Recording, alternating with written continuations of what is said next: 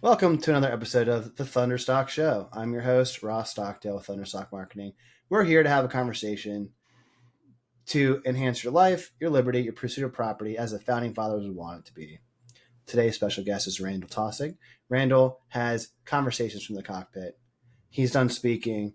He's an expert EOS implementer, and he's the Chief Navigation Officer of Blue Core Leadership. There's a lot to uncover today. Everyone prepare for takeoff. It's going to be a smooth sailing today in the skies. Randall, appreciate you. Pleasure. How are you doing today? Doing great, Ross. I love that intro, and I love the smooth flight. You've already predicted that we're going to have smooth air, which is nice. How many flights have you gone on in your life? Oh my God, flights? That's a really great question. I wouldn't even know how to count that. When we are in the pilot world, we calculate hours. And in terms of a private pilot, I have somewhere around almost 2,500 hours. That's pretty good for a private pilot. Usually people get into the airlines when they have something like that, but I've just been flying forever, always a passion. And then I was able to bring it, connect it to my business as a true business tool, and that was a dream come true. When you were a kid, did you look at planes and say, that's what I want to do when I'm older, kind of like the aspirational astronaut or police officer, as kids back then would dream of, and you kind of made it a reality? Did you always want to be a pilot? I did. And what's interesting to me is that, either you kind of have that in your DNA or not. It's not like my father wasn't a pilot, my uncle was. But I always just remember looking at airplanes and imagining things. And, I did the model airplanes. I did the radio control airplanes. They're harder to fly than a real plane, those radio control airplanes. But I always had it in my mind. What's interesting is when I was getting the point where I would be close to considering taking lessons, I went up with my uncle, and my brother also flew. He had a Cessna 182s in Maryland, and I remember we were in bumpy weather. I was in the back. My brother was the one that was flying with my uncle, and I got sick. And I thought to myself, I can't believe it. I am not going to be able to fly an airplane because I get motion sickness. So I was really depressed about that. But what's interesting also is, just like driving a car, once you start becoming the pilot, that sort of goes away. So somehow I transitioned into still trying it. And over time, then that sensitivity went away. That was a real disappointment for me, because at one point I thought my dream of just being able to fly an airplane was going to be squashed because my stomach wouldn't handle it. There was more brain and heart pain than there was stomach pain in that instance. And I think when you have a strong enough desire for a goal, you can deal with that stomach ache. You identify it, right? But you're like, this isn't going to stop me. Actually, I really appreciate that story, because there's so many people that say they can't do something because of, whatever reason, but then they go ahead and start doing it, and then they overcome it. So the thought that comes to mind when you say that is that, and I think this is a good lesson in business. When you get to a point where you accept that possibly could be the case, there is some kind of a closure there, and then it opens things up. Now, I'm not sure exactly if that's what happened, because I can't go back to it, but I do know there's points in time when we get to, all right, I accept this, and I can move on. I can take a deep breath, and just what's next. It opens things up, and maybe that a little of that happened during that period. But anyhow, I'm fortunate to have gotten through that and just had the passion for flying ever since. I never consciously thought of this story, but you made me think of it. When I was growing up, I would tell people that I wanted to be a wrestling coach. And they're like, how are you going to get paid doing wrestling? I said, I don't know. I want to do it. And so I competed in wrestling, never as a competitor got where I wanted to be, but I feel like I was a pretty good teammate, and I did okay. I wrestled in college, did okay. And then whatever reason, I was like, I'm going to still compete. And I got into the world of mixed martial arts and all that stuff. Kept wrestling and competing as an adult. And then I got pretty darn injured a couple times in my 20s, where it's like you said, you measured in miles. Well, I don't measure sports athletes in wins and losses. It's like, how much time have you spent and how many miles? And I'm pretty high mileage now. And if it wasn't for the injuries and the not being successful with competitive, like being a competitor as where I wanted to be, I wouldn't have done all the coaching years that I did after that, right? It's like I can't compete because I'm injured, and I'm pretty disheartened from the injuries to reach any level of competitive success. But I can help other people, and I've helped way more people be successful as they could as a coach than I ever was myself. So it kind of worked out that way too. Yeah, that's interesting how that happens, and we don't necessarily, we're not aware of it at the time, but that mindset, that shift, opened up a new avenue for you, and as you've said, it was a more impactful avenue that you weren't really planning on. And the other thing you said about learning to fly, it's so true about like learning to drive, even learning business, honestly. Because the first time I remember I showed up to an office job, I didn't know what, like, I was used to a classroom. You know what I mean? This is weird. And then when you measure it in hours spent in the air, something that people say is, oh, well, you need to do 10,000 hours to be an expert. And I kind of look at like, well, how many miles per hour do you fly? It's probably quite a few. And if you think about 2,500 times the amount of miles per hour, it's you. That's a good way of looking at it. That's a good way of looking at it. Yeah, I could do an average. That would be a probably a relatively accurate way to say how many miles that I've flown as a pilot. Now, you've also had a career as a director of sales and marketing, business development, sales director. And I don't want to share if this is a secret, but you said off air, you don't really love the direct sales approach to growing business. So can you talk to me about that, right? It's almost reminiscent of your pilot where you're like, oh, it kind of makes me feel sick, but I still want to do it. Is there any comparison there between selling and flying and like learning those skills? Yeah, that's a great question because it's sort of the path that was just of least resistance for me, and I learned it. I think the marketing side was more interesting because it's broader for me in terms of it's more strategic.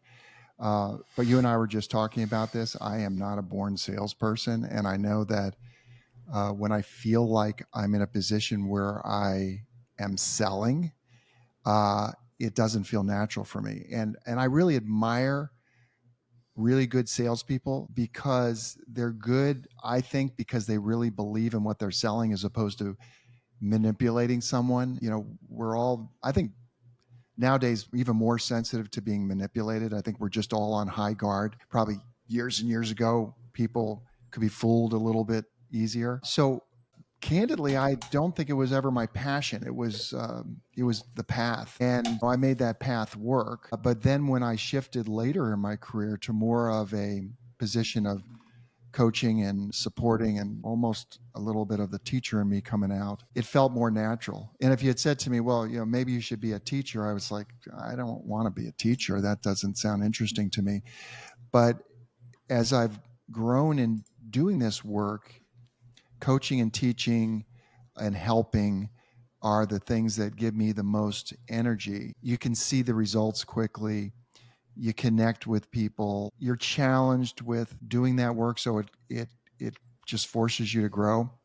But the selling part, you and I were talking about that as I was building my business. My best sales tool became talks. And the reason that talks worked was because I really enjoyed giving back and providing value, and then the after effect of that was building credibility and conversations that led to business. That was perfect for me. It turns out you can make more sales by helping more people. It can be as simple as that.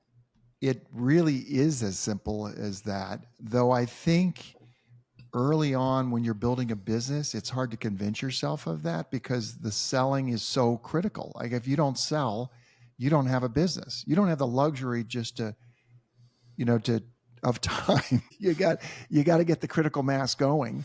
And if you don't, those bills that you still have to pay and no revenue coming in, it's just not sustainable. That is man, that's so true. This is going to be a fun question for you because of your flight experience, but people talk about the term runway when they talk about starting a business. As a pilot, I'm sure one of the things that takes the most consideration or preparation for, sort of like when I'm doing the podcast, making sure that the sound check is right, all the checklist I have before takeoff. But like if you have a short runway as a pilot, doesn't that make your job heck of a lot harder than if you have the standard length of a runway and air traffic controls all set up? If there's no runway, there's no air traffic control, there's no co-pilot, there's no stewardess. It's a lot probably harder, I would assume, to get off the ground as a pilot, and it's probably an apt analogy with a business. Yeah, that's a kind of a cool way to look at it. As a pilot, you do a lot of calculations, and if the runway's too short, you don't even attempt it. So I wouldn't say that necessarily is what happens in business, but maybe, and what do? Well, either you get an aircraft that is capable for that size runway, or you decide that that's not the airport that you're going to go to because the runway will never feel comfortable. And what's also, part of this analogy probably could be the conditions change. When you are in a hot, humid day and trying to take off in an airplane, or a hot, humid day, and add to that altitude, like at a high altitude airport, you're going to need more runway than you would as if you were at sea level or it wasn't a hot, humid day. So you've got to take the conditions of that day and determine, is this something that's wise to do? Somehow I think we could bring that into an analogy. But I'd say what comes to mind in terms of business is you need to have a sense of what kind of runway do you need, and are you comfortable with? And are you willing to take the full length? Do you have the guts to get almost to the end of the runway? When you're taking off an airplane, you sort of have a point on the runway where it's the point of no return. It's like at that point in time, you're not stopping. You're full in. You're not going to be able to stop in time to not go over the end of the runway. That's an interesting time as well. It's sort of all in, and you're like, okay, I'm all in. There is no looking back.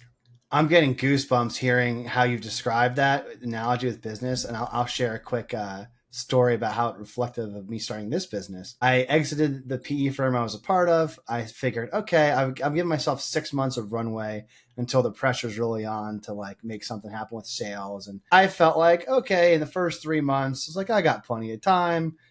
Built the website, started the podcast, the logo, all this stuff that it wasn't direct selling. It started networking, all those things. And then I had, from a personal standpoint, an analogy of like a thunderstorm, right? I had a lot of people in my life, like 3 people pretty close to me unexpectedly passed away. One was my mother. Didn't realize as being a first-time father and starting a business on my own as a sole prop at the same time, kind of choppy landing. You've got a hectic, I don't want to say cargo, passengers on board with the newborn lacking sleep.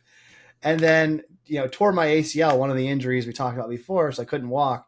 And that was 3 months in, like halfway through the runway. But I was like, well, I'm already so far in, I can't stop now. Like, you better keep going. And then at month 6, I started getting sales and started hitting the point. And it was like, it literally, in hindsight, I would never have predicted that I actually needed every single day of the 6-month runway to like take off and have the business get in the air and be healthy. But it was almost 6 months to the day of using that runway. And but you're right, that halfway point, there's a point where it's like you can't go back, And there is something about just knowing that and say, I have to be all in. There is no choice. And all in is what creates that urgency and that momentum that you need to do it. And in your gut, you believe you can. It's like, the whole thing with the airplane. Like, I know when I hit that point of no return, I've got everything is purring the way it should purr. We're getting the speed that we need to get. We're about to get to, the liftoff airspeed. And so on a normal circumstances, there's not a lot of anxiety. But your example is, you're sort of like maybe there was a little bit going on with the engine. There were some things that it was heavier than you thought. The airplane was heavier than you thought with all the baggage, but somehow you get past that point of no return and I'm all in, and you went all the way to the end of the runway and lifted off, and it's like cleared the ground. Amen. So far in 15 minutes, Randall, I've thought of a couple analogies, like a bunch of unconscious truths that became conscious. So we're uncovering a lot of stuff, and that goes into sort of your transition from the sales leadership and biz dev leadership into the coaching role that you really felt like home and more comfortable in. When was it that you made that pivot, or you switched the track, or did it just evolve naturally? Like, how did you know you were going to go from that sales leadership type to the more consultative coach, that role change? Like, Yeah. what was that like? Well, I was at a point in my career where I was out of the sort of the corporate track and I was trying things on my own. I actually did a consulting business that was early on marketing automation. It had nothing to do with software. It had more about getting clear process and being clear about, what you need to do consistently to be able to sort of get the marketing engine going. And that was fun for me. And I think I realized that I appreciated process more than I thought at that time. And then I connected with a company that was actually called Y2 Marketing, and they were very good at marketing themselves because there was a bunch of smoke and mirrors in the background. But it was kind of a franchise type of a model, and I thought this is going to be perfect for me. Well, fast forward, it wasn't perfect.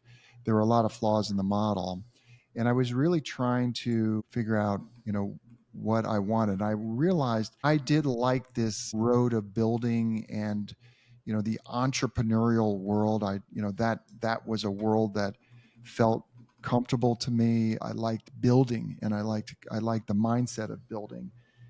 And I actually think that goes back to what was in my DNA, because when I think about my entrepreneurial track, it probably did come from a DNA, because my great great grandfather started a couple bakeries in D.C. It was actually had Abraham Lincoln as one of the customers in 1860. Yes, it was so. Whoa. And over time, these bakeries built into companies and they got into the sugar refining and molasses business. I don't know if you ever heard of Grandma's Molasses. Most people, when Yeah. I sit and I talk to them, like if I'm going to potentially do an EOS implementation, it's funny how someone always seems to have Grandma's Molasses in the cupboard. Well, that's part of that company. It was sold since, but Grandma's Molasses was part of a family business that I was part of. The reason I say that is, fast forward, I joined this business when it was a publicly traded company. It was called Ingredient Technology Corporation, and I started as a internship when I was getting my senior year of college. And so fast forward, I got into the company, and at that time, their strategy was to build through acquisition. And so they were acquiring a lot of companies in the food space, but many of them were, small companies, many family owned. And I tell you this story because that's when I truly connected to the fact that I like this space. I admire people that will take some risk. I admire people, and some maybe just do it because they need to, but they're actually building a business and they're doing it with a family, because there are all kinds of complexities too, especially as the business grows and it gets successful. And then it's like, do we do it with the same people? And making decisions with family is harder than non-family. But anyhow, I think they're higher stakes decisions too, because the relationships have more. If you have someone that's a stranger and they come in as a sales leader and it doesn't work out, hey, I'm so sorry. But if that person's your brother and it doesn't work out, a little bit more complex. yeah, a lot more complex. And unfortunately, usually the end result is that decision that should have been made is not made. The brother stays in there because you think, look, family is more important than we can figure it out. My brother can do it. But the problem is, as the business really does become more substantial, that becomes a bigger problem. So those are interesting things. And I think I just related to the challenges of that. It's like, that is really cool for people to be in environments like that. And so I was in this world of that. And then, we'll fast forward. EOS came into the picture for me. It was actually a client of mine that was it was a client of my consulting business. He was one of the early EOS implementers, and he exposed me to EOS. And it's like, this is exactly the work I want to do. Now, it took me a year to really figure that out, and I had to sort of exit of what I was doing, but I never looked back from there. So that was the roundabout way I got out of the sales and marketing arena, and then got more into this coaching and business systems process work.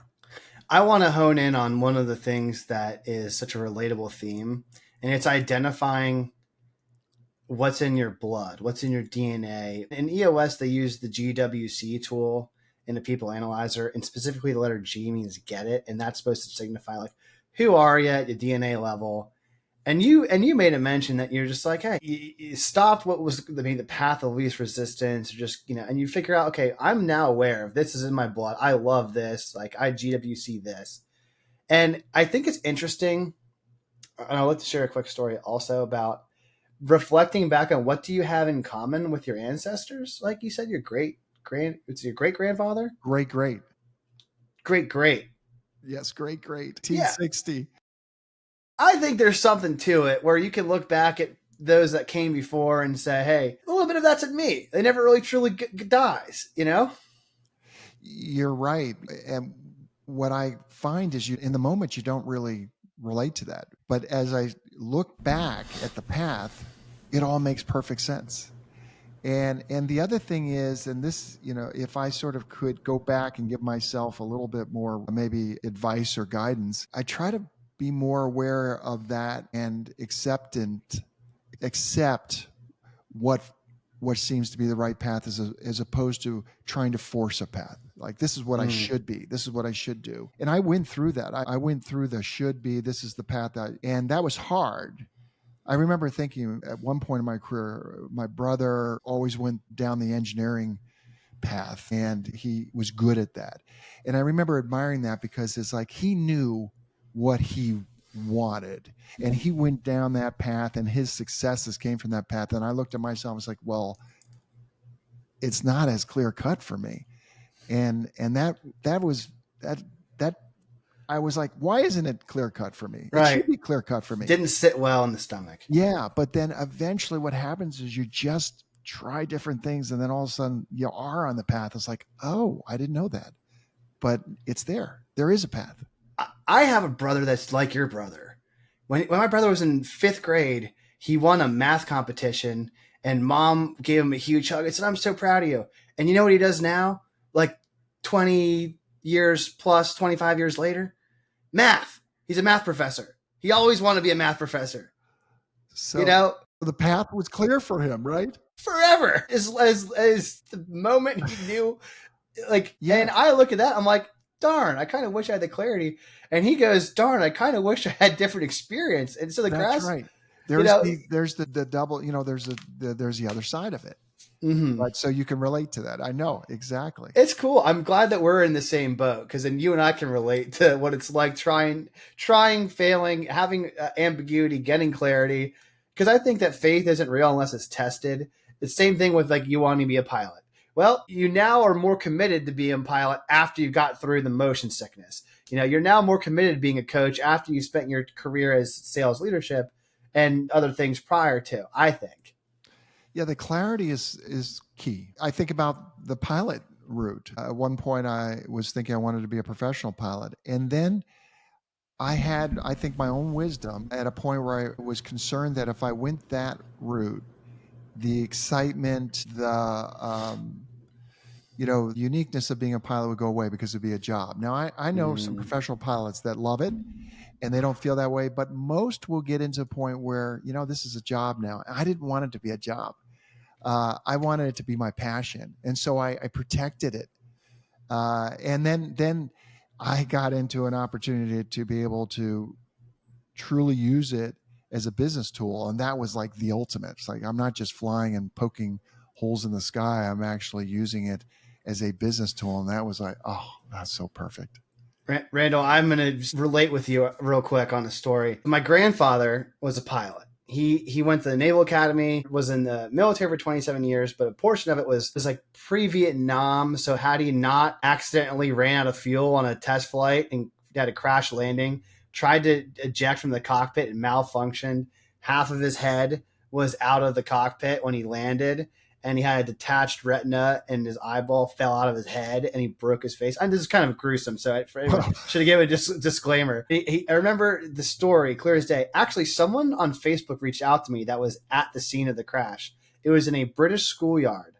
And he says, well, that was a rough landing, and then collapsed and went into coma for like 3 weeks.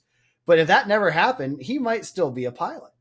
But instead he that was before my father and aunts and uncles were born. And my grandmother was like, hey, honey, maybe you should take this time to not do that and go to school. Yeah. And since then, he became an entrepreneur and, blah, blah, blah, blah, blah. But he told me one time, he's like, you got to quit fighting, Ross. You're going to get hurt. I said, Pop, if I was your grandfather when you were in the Air Force, and I said, you got to quit flying, Wendell, you're going to get hurt.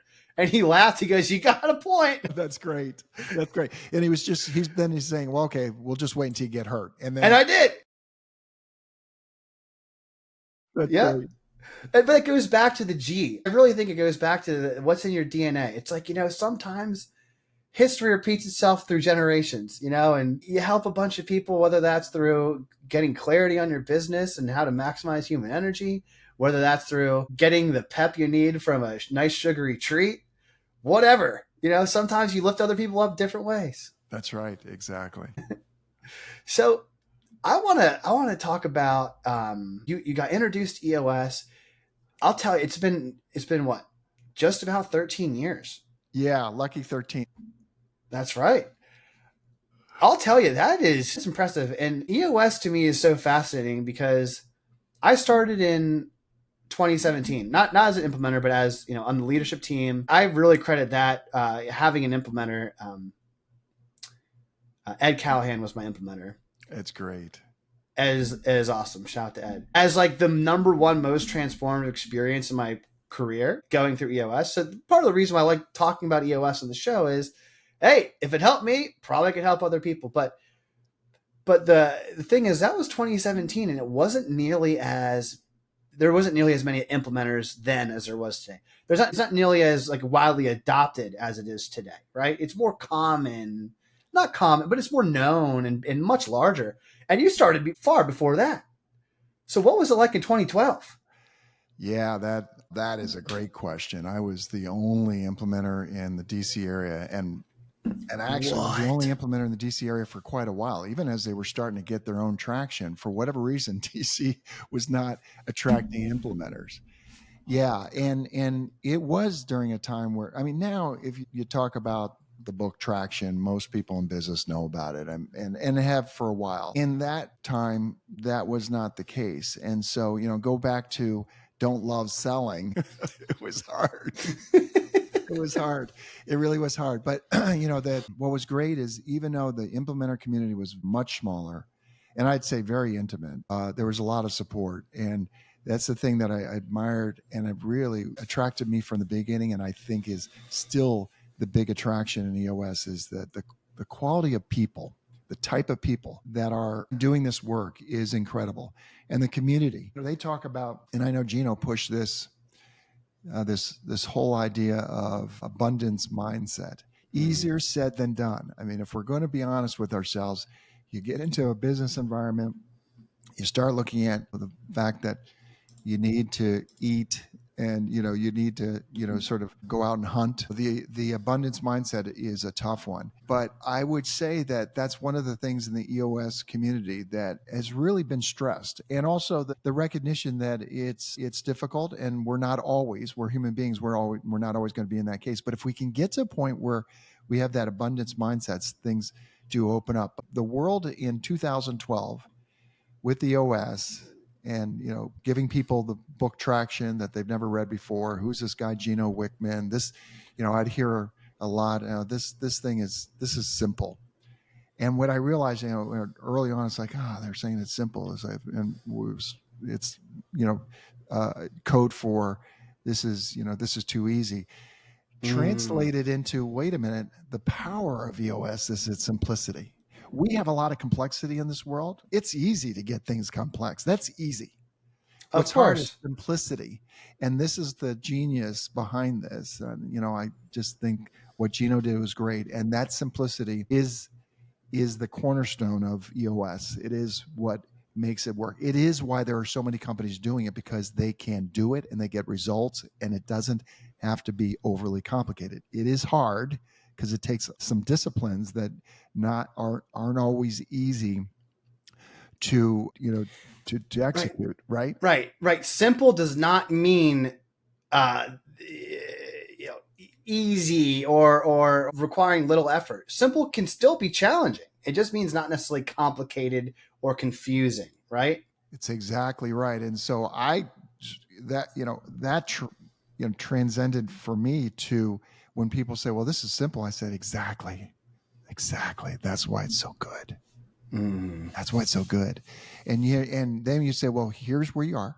This is where you want to go. You're frustrated.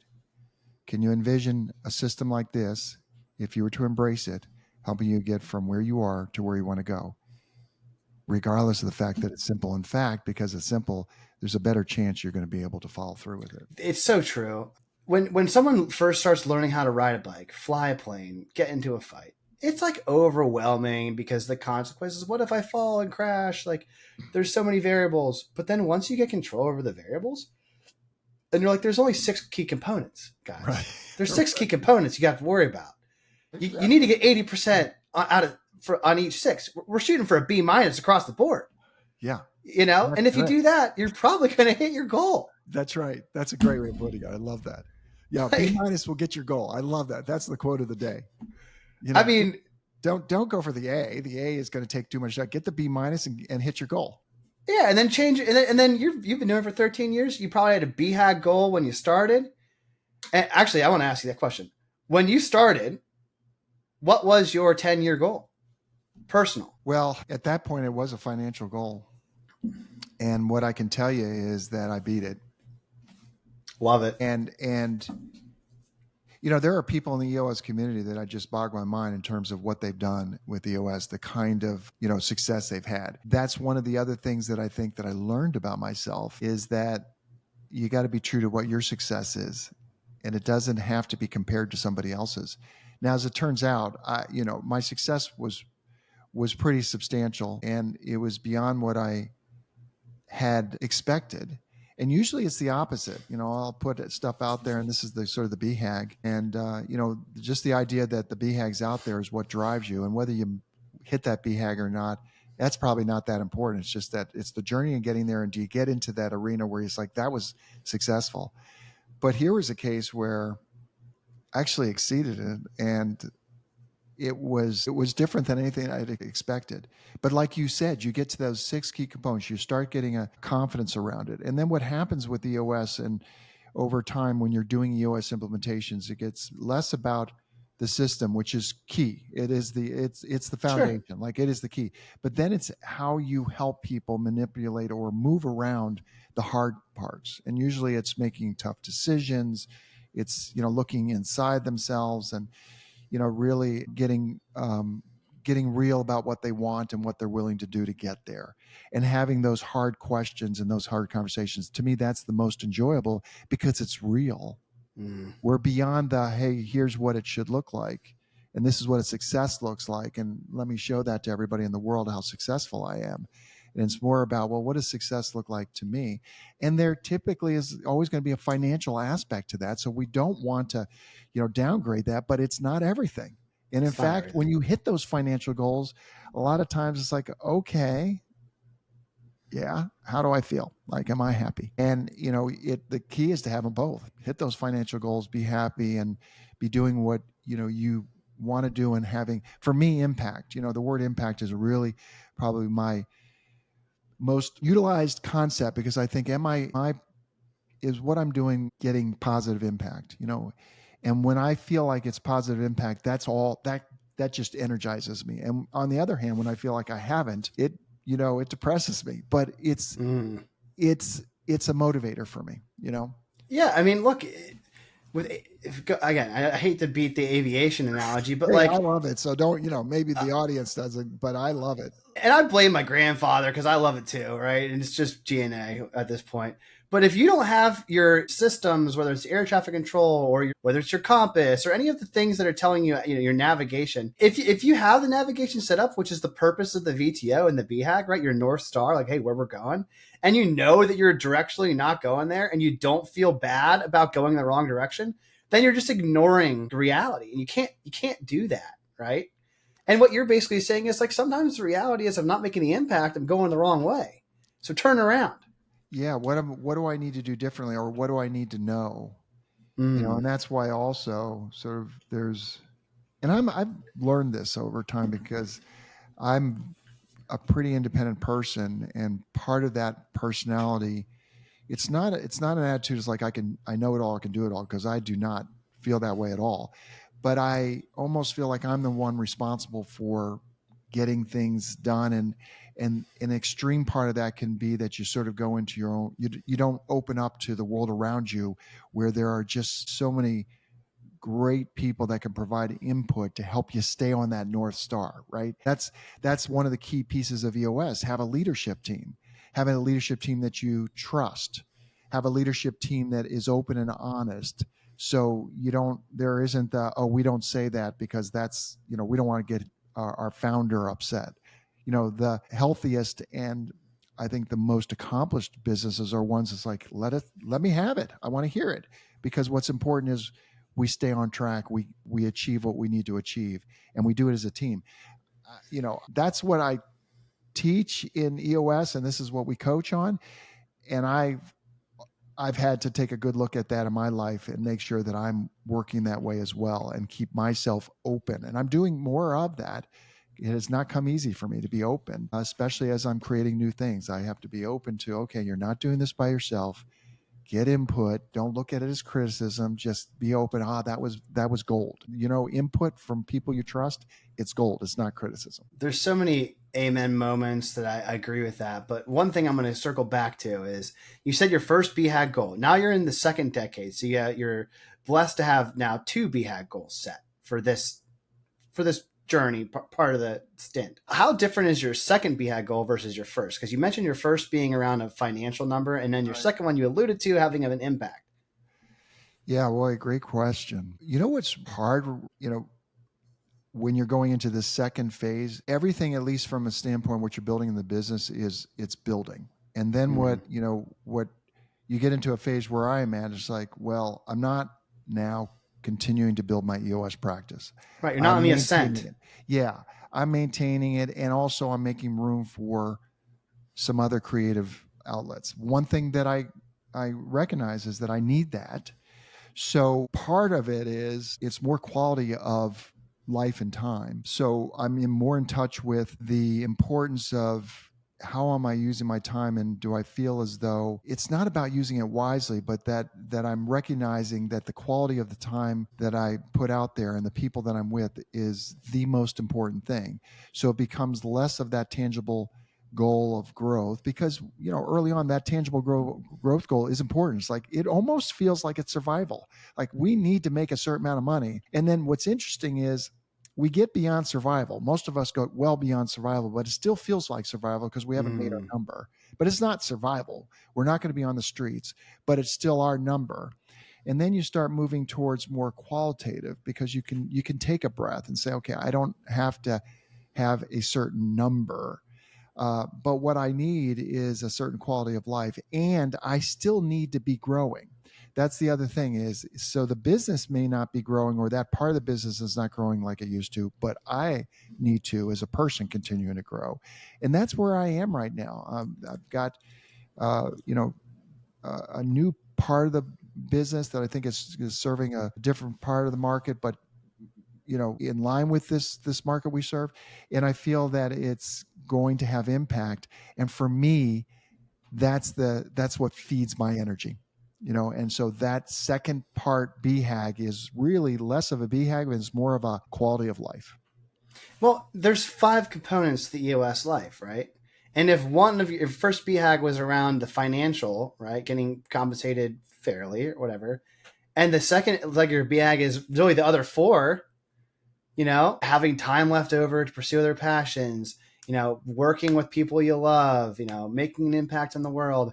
I forget the 5th, but maybe you'll remind me. Well, you're having passions for other things, have time and that's kind of where, where I'm at right now. So that's exactly right. So this whole concept of the EOS life is interesting because it started inside EOS with, around the implementer community with the founders that started that. And then that translated to the entrepreneurial world. And then the entrepreneur out there looks at it and say, yeah, I want that life. And a lot of them really gravitate towards it because they know they don't have that life, because everything has been around creating that BHAG, and all the other things have been put to the side. So, the EOS life is Man, I want to. I haven't shared this on the podcast before, but this is something that was like a secret to me that kind of unlocked a lot. Before I knew about EOS, I think I started reading. There was Rich Dad Poor Dad, but then there was another one. It might have been Think and Grow Rich or something by uh, Napoleon Hill. Yeah. A lot of people familiar with Napoleon Hill. And one of the things I think was Think and Grow Rich was probably the book, and it said something like, "Hey, you got to have." There was an allusion to a BHAG, like, "What's your 10-year goal?" And then I had the most confusion ever after college because I'm like, I have a philosophy degree. I never asked the question, "How am I going to make money?" This is not a good time and place in the world for a post grad without direction. I did this exercise. I just took a notebook, piece of paper. I hope I still have it, and I said, "I'm 23 at this age. By the time I'm 30, these are all the financial things. These are all the life events I want to have. This is the career I want to do, blah, blah, blah, blah." And I had no experience in career, right? This is someone that's just like useless liberal arts degree to the market. But I plotted the course. And each year I'd pull out that piece of paper and look back. I'm like, well, didn't know how I was going to do that year, but I did it. Didn't know how I was going to do it this year, but I did it. And like they seemed crazy at the time, but that was the reality. And like it became real.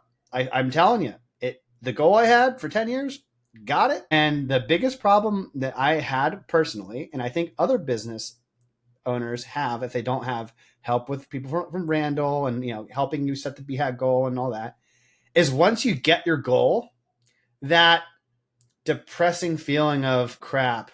Now what? If you don't reset it again. Exactly. And that's the growth. And you could take it literally, because in most cases it's growth goal of the business that you're running. But really what it is personal growth. It's like, what's my growth look like? And that's not always easy to define, but it's important to define, to your point. And you need to have some discipline where you're looking at it and saying, what's next? What do I need to look forward to? What excites me? Who do I want to do that with? What kind of impact will there be? And why is that something that energizes me? I think that's kind of, in a nutshell, that's life. Because the other thing is, and, not trying to be too philosophical, but,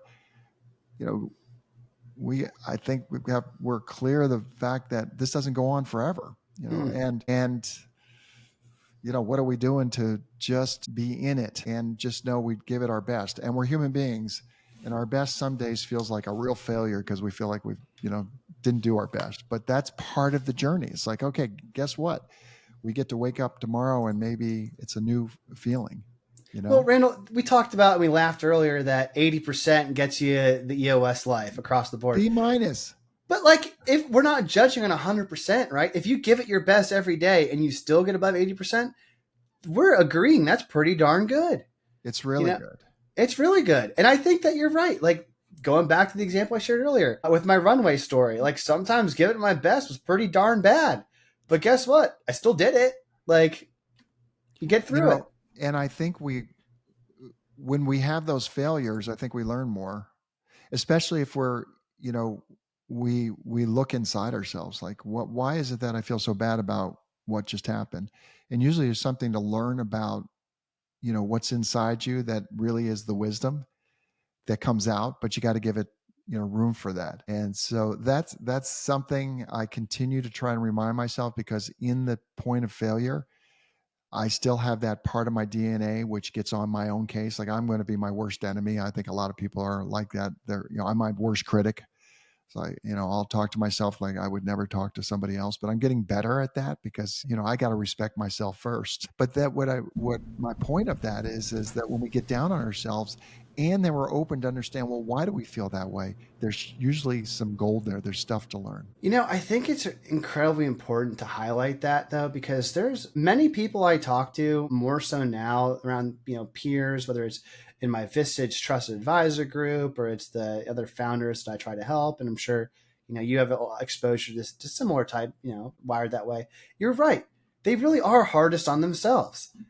But some people from just like, life, it is, I'm not saying it's better or worse or right, wrong, or indifferent. But there's some people with what I call like toxic positivity, where they're just like, it's okay. Like, it's not my fault. Like, I'm doing great despite everything that I'm doing, like half ass and not really panning out. And I just would rather be surrounded by people where my job is, hey, don't beat yourself up, versus, hey, you should beat yourself up. Yeah, that, when I occasionally see that kind of personality, the first thing that comes to my mind is I don't believe it. I just do Oh not believe. yeah. I do not believe that that's really the way they're thinking. But and if they are, they don't have the G in the GWC. They do not get it. Nope. Yeah, but the Nope. key is that we know we bounce back and we get better. And there's just so much to learn out there, but part of it also is just coming with some belief that I don't know it all, but I don't need to know it all. And I can go through this journey and it can be a really good journey. There's a quote, and again, I am absolutely diving into the danger of deep philosophical waters here. And I think you'll be entertained by this quote that says something along the lines of like, world champions, top performers, people that are best at class at what they do have three things in common. Number one, borderline delusional optimism and self-confidence, that they believe they can achieve great things, right? Because if you don't believe it yourself, the most important person to sell to, which I'm sure you've had decades experience teaching, is yourself. If you don't have conviction, how are you going to convince somebody else, right? Correct. Number two component, crippling insecurity, thinking that they can't, that there's this stress that they're never doing enough or going fast enough or productive enough to ever achieve their lofty, ambitious goal. Okay. And number three, they lack an off switch, where it's like, hey, it's not as if they have something that others don't. If they lack something that others have, which is an off switch, whether that's, if you're living the EOS life, you can be perfectly harmonious in this, but whether that's, they're fully committed to the mission, they're totally bought in, grow or die, like the things that they do in their life are mapped around their goal to not just have a wish, but a plan that they violently execute on. And I think about that frame and what you're talking about as well, where it's like, I don't know. I just have found that to be true in some people. And I think that having both like that belief that we can accomplish great things with that fear that, oh crap, if we don't get our stuff together, we're not going to even, trying to get that 100%, landing at the B minus, not being satisfied with the B minus, even though it's pretty good. And then the last one is, I bought into EOS life. Like, I have a same page meeting with my wife. We have a family VTO. Like, you can't tell me otherwise. I thought it was worth sharing because if I didn't meet Ed Callahan back in the day and get introduced to the EOS, I probably wouldn't believe that either. Yeah, and you're describing the ultimate entrepreneur that also, as they evolve, realize that they've got to get some balance. But what got them there was that deep belief in their self, strong belief in the vision, the insecurity that if they take their eye off the ball, it's going to all go away, and that's the worst feeling in the world. It's sort of like what you were saying is, and full power down the runway, but that end of the runway is coming pretty quickly. So we're going to do everything we need to get just enough airspeed to lift this thing off so we don't crash, and that we can take it from there. Once we get in the air, we can build some momentum. We can figure it out.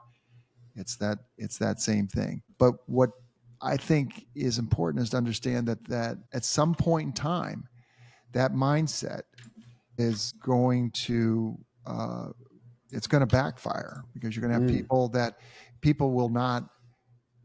You can't work for someone that is like that all the time. You don't know what's next. And so, building a team with trust and all. So there's a balance, because then the other side of that is, if you don't have that, then you didn't create.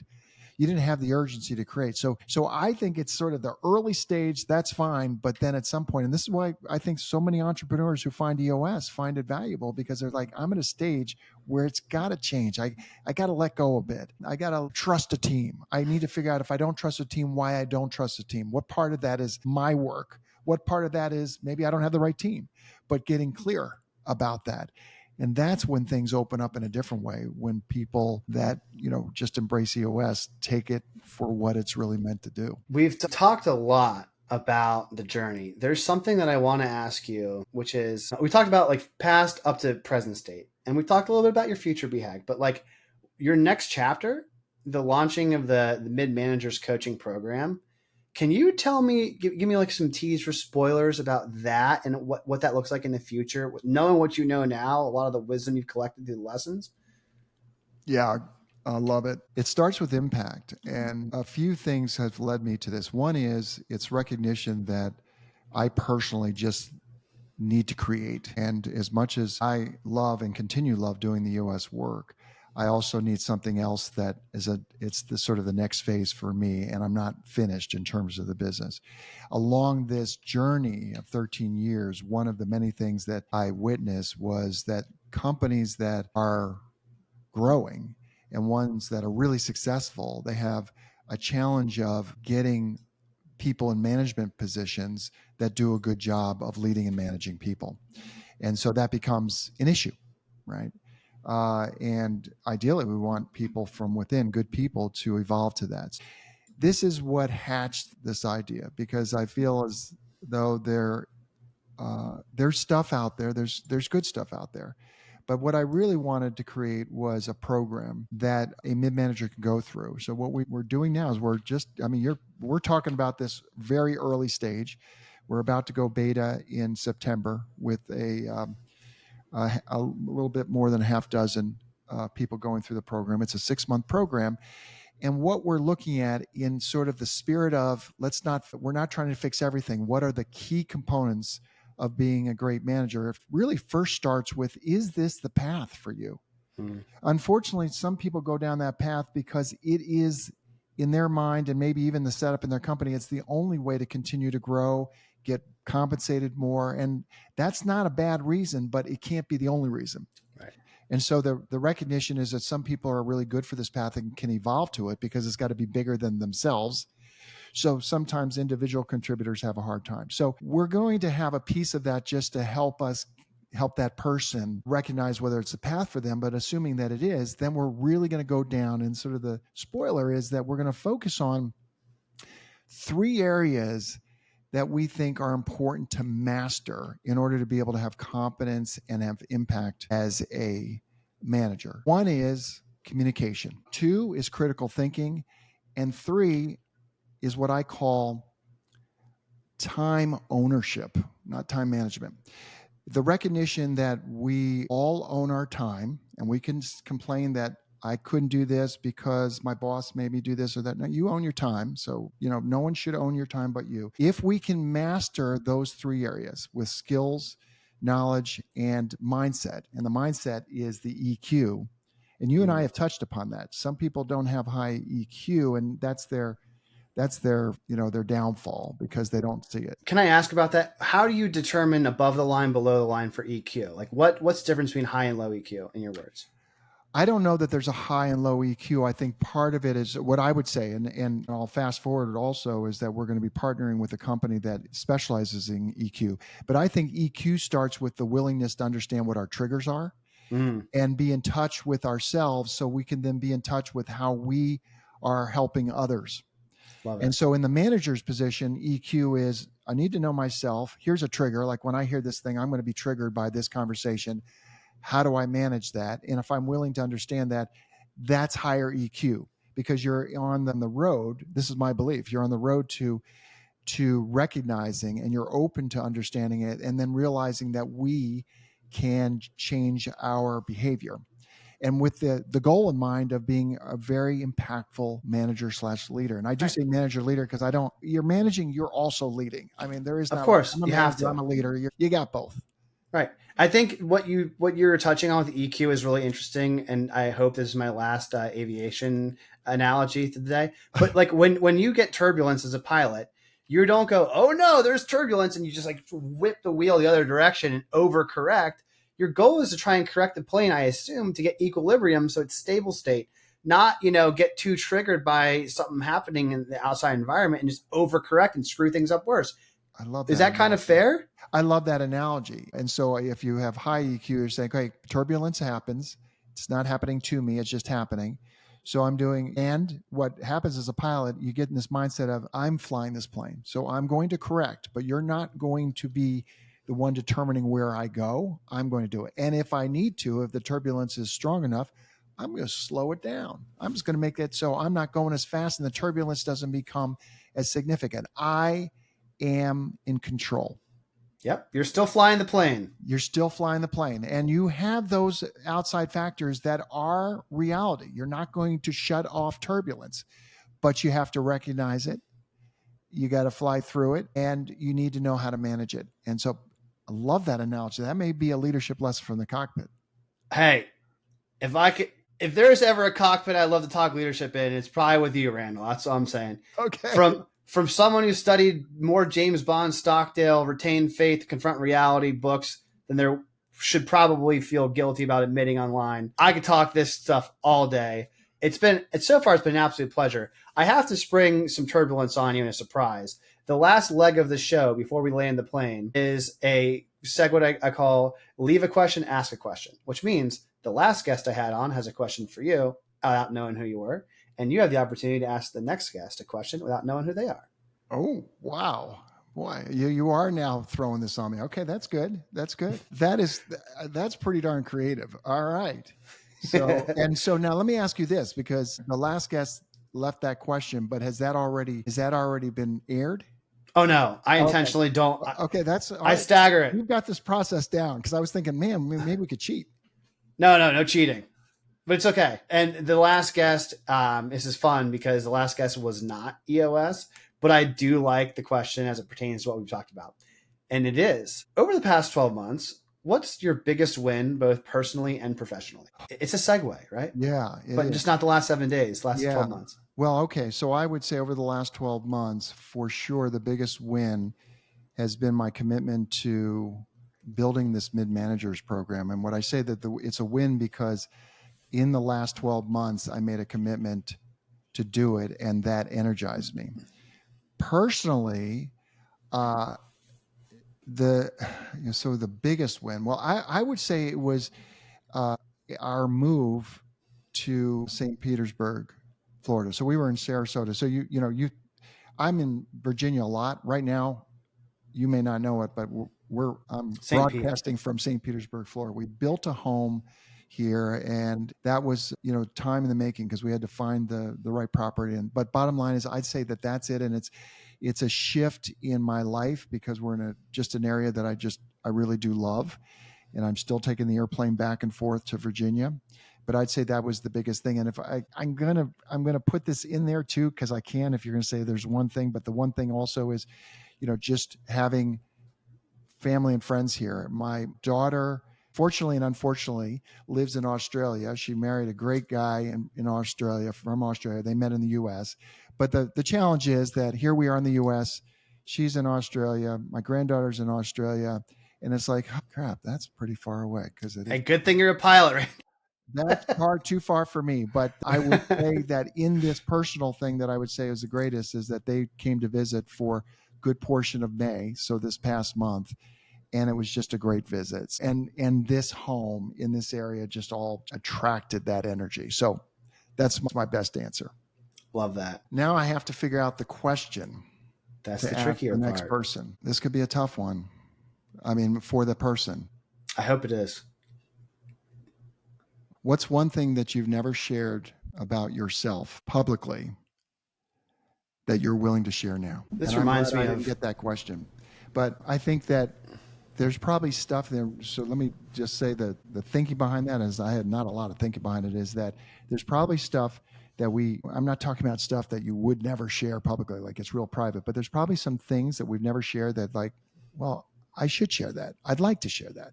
So I'm hoping that maybe that comes out in that question. I hope that I create an open and honest environment that they can feel free to do it. It would be interesting to then watch that episode and see what how it all came about. Well, Randall, we're about to land the plane. It's been a fun, awesome ride for me. Everyone listening, I hope you also took some nuggets of just something that can help you, and whether it's with business or whether it's personal growth, whatever it is. I hope that you can share this with somebody and help them too. Randall, thank you. It's been a pleasure. Ross, I really enjoyed this conversation. It went by very quickly. And to me, it was a conversation, and that it made it easy. So thank you for that. You're great to talk to and talk with. And for those that want to talk to and talk with you, where can they find you online? How can they get in touch? Probably the quickest way is my company website, bluecoreleadership.com, bluecoreleadership.com. And they can reach out that way. Awesome. Everyone, be well.